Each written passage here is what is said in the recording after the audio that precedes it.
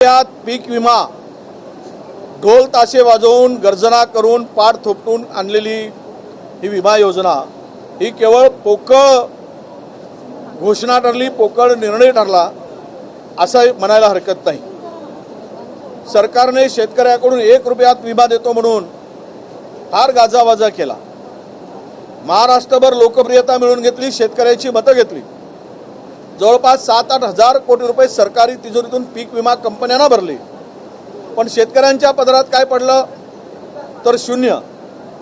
यवतमाळ जिल्हा असेल, वाशिम जिल्हा असेल, या जिल्ह्यातील आमचे मांगरूळकर जी आहेत आमदार साहेब, अमित झवनक जी आहेत वाशिमचे आमदार, यांना आज उपोषण करायची पाळी आली पायऱ्यावर बसून विधिमंडळ चालू असताना। का आवश्यकता पडली तर या दोनही जिल्ह्यात पीक विम्याचे पैसे शेतकऱ्यांना मिळाले नाही।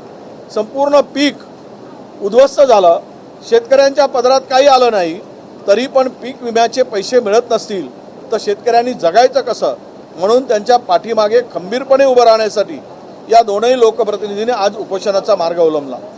करोडो रुपये खर्च करताना केवळ 25% सुद्धा शेतकऱ्यांच्या पदरात मिळाले नाही। आणि या दोन जिल्ह्यात तर सातत्यानं अनेक संकटाला शेतकरी सामोरं जातो आहे, आणि तरी पण पीक विमा कंपन्या यांना मदत करत नाहीत किंवा मोबदला देत नाहीत, तरी सरकारच्या इशाऱ्यावर आहे। माझी माहिती अशी आहे की पीक विमा कंपन्याकडून सरकार काय हप्ता घेतो, काय काही पैसे काढून घेतो, काय का हिंमत करतात ही कंपन्या आणि का मदत मिळत नाही शेतकऱ्यांना, तर यामागचा सुद्धा मोठा एक रॅकेट आहे असं मी मानतो।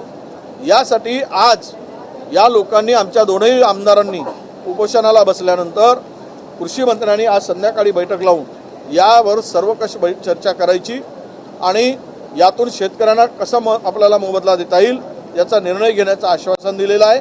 आणि त्यामुळे आज यांनी आमच्या दोनही आमदार महोदयांनी उपोषणाला स्थगिती दिली, उपोषण स्थगित केलेलं आहे। सर, मागच्या अधिवेशनाला सीएमने म्हणाले होते की मी सरसकट जे आहे विमा कर्जमाफी करणार आहे आणि 7/12 सुद्धा कोरा करणार आहे। हे फक्त आश्वासनच नाही, 7/12 वगैरे कोरा काहीच होत नाही।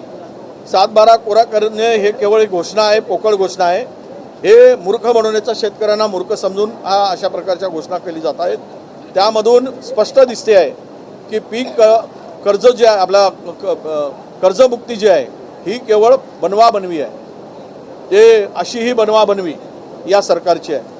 कारण याचं असं आहे की ज्या अटी आणि शर्ती घातल्या त्यामध्ये प्रचंड त्या अटी असल्यामुळे कोणाचाही फायदा होणार नाही, हे सभागृहामध्ये आम्ही मानलेलं आहे। आणि त्यातून जवळपास 10-12 लाख शेतकऱ्यांना फायदा होईल। फार तर सरकारच्या तिजोरीला 10-12 हजार कोटी रुपये शेतकऱ्यांना द्यावे लागतील। जे काही 56 लाख शेतकरी 36.5 हजार कोटी रुपये वगैरे दाखवले, हे केवळ आहे मूर्ख आणि धुळपे काय असं मी मानतो। हे सरकार कमिशनखोरीमध्ये एवढं गुंतलेलं आहे की त्यांना इन्फ्रास्ट्रक्चरवर कमिशन जास्त मिळतं, त्यामुळे शेतकरी मेला काय जगला काय त्याचं यांना काही देणं घेणं नाही आहे, हे आता सिद्ध झालेलं आहे।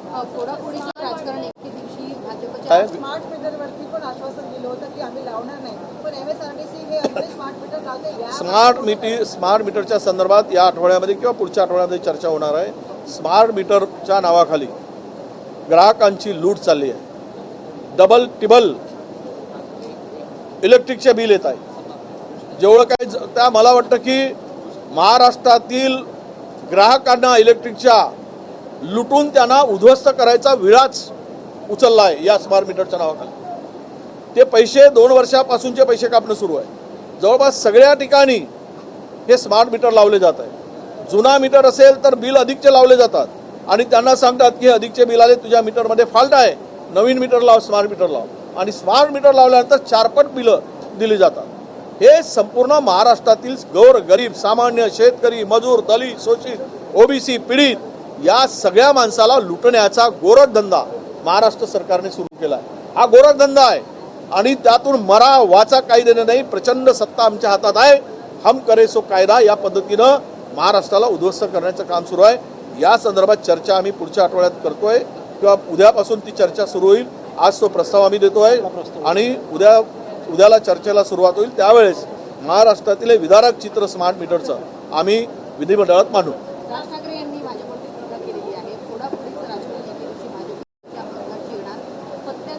बांधला जातोय. सगळ्यात खालचा पत्ता हा मोदी आहे. मोदी हे सगळ्यात खाली पडतात. हे खरं आहे ना, सगळं त्यांच्या जीवावर चाललेलं आहे. गुजराती लोकांच्या जीवावर देश उभा केला जात आहे. ज्यांचं योगदान देशाच्या कुठल्याच गोष्टीमध्ये नाही, ना स्वातंत्र्यामध्ये होतं, ना इंग्रजाविरुद्ध लढण्यामध्ये होतं, ना देश घडवण्यामध्ये होतं, ना बाउंड्रीवर लढण्यामध्ये आहे, सत्य म्हणजे सीमेच्यावर. त्यामुळे हे सगळे जे काही आहेत, तो एक पत्ता तयार केला आहे. तो पत्ता निघाला की हे पत्त्याचा डोंगर कोसळेल आणि ही पाडी त्यांच्यावर येईल. हे राज ठाकरेंच्या म्हणण्यामध्ये तथ्य आहे असं मी मानतो. विपक्षाचे आमदार